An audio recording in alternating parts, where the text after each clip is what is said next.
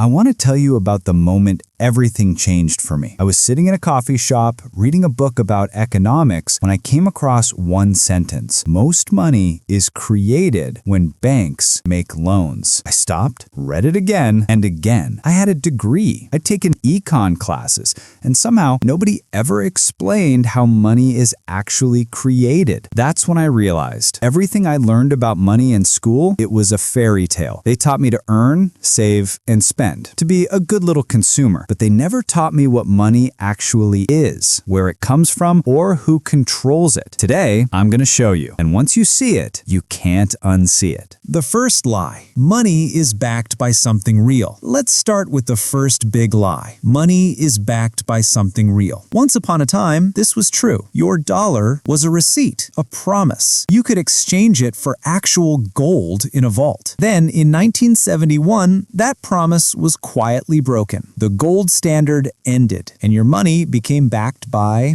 nothing. Nothing except faith. Faith in the government. Faith in the economy. Faith in the system. This is called fiat currency. Fiat is Latin for let it be done. It exists because the government says it exists. Its value is a collective agreement. Billions of people believing these pieces of paper and digital numbers have worth. That works fine until faith cracks. Weimar Germany, Zimbabwe, Venezuela. When trust disappears, so does everything in your bank account. And nobody mentions that part in school. Where money actually comes from. Okay, so money isn't backed by gold anymore. But where does it actually come from? As a kid, I imagined giant printing presses churning out bills. Some money is printed. But here's the wild part. Most money was never printed. It was typed into existence.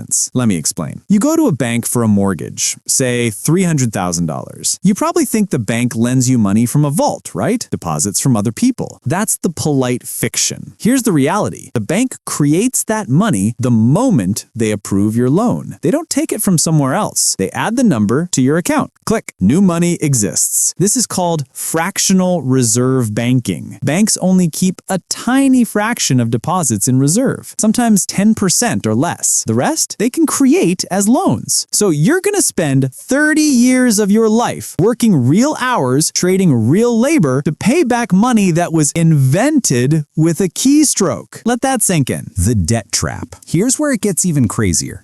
Because almost all money enters the economy as debt, there's a built-in problem. There's always more debt than money to pay it off. Every loan has to be repaid with interest. But where does the money for the interest come from? More loans. Someone, somewhere, always has to borrow more just to keep enough money circulating. It's a game of musical chairs. Except there are never enough chairs, and the music can never stop. The system requires constant expansion, constant borrowing. And guess who's doing most of that borrowing? You. Student loans, car loans, mortgages, credit cards. You've been told debt is normal, and it is, because the system needs you in debt to survive. Who controls the machine? So who runs this whole thing? You'd think it's the government, elected officials. Not quite. The real power sits with the central bank. In the US, that's the Federal Reserve. And here's the strange part. It operates independently from the government. The central bank sets interest rates, which controls how cheap or expensive it is to borrow. Low rates, cheap debt. Money floods in. Asset prices rise. The wealthy get richer. High rates, expensive debt. Economy slows. People lose jobs. The working class suffers. They're the conductors of the orchestra. You and I, we're just instruments being played. Why they never taught you this? So why didn't school explain any of this? Simple. The system doesn't need you to understand it. It needs you to participate.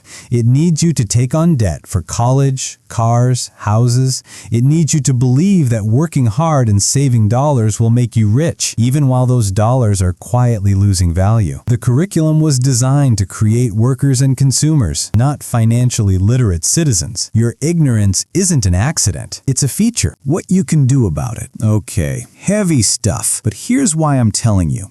You can't win a game if you don't know the rules. So what do? 1. Stop treating cash as wealth. Cash loses value over time. Real wealth is assets, things that produce income or hold value. 2. Use debt like the wealthy do. Borrow to acquire income-producing assets, not depreciating stuff. 3. Educate yourself relentlessly. Learn how central banks work. Understand inflation. Read about monetary policy. 4. Own things that benefit from inflation. Real estate, index funds, businesses, things that grow as the money supply expands. Because if you're holding cash while the printer runs, you're getting quietly poorer. Look, I'm not saying panic. I'm not saying burn it all down. The system works for now, but you deserve to understand how it works. Money isn't magical. It's a tool, a technology, a system of control. Those who understand it become players. Those who don't stay pawns, trading their lives for tokens in a game they were never taught. The first step to freedom? Seeing the prison. Now you finally can. If this opened your eyes, please subscribe and drop a comment. Tell me what hit you hardest. Thanks for watching. Now go take back control. See you in the next one.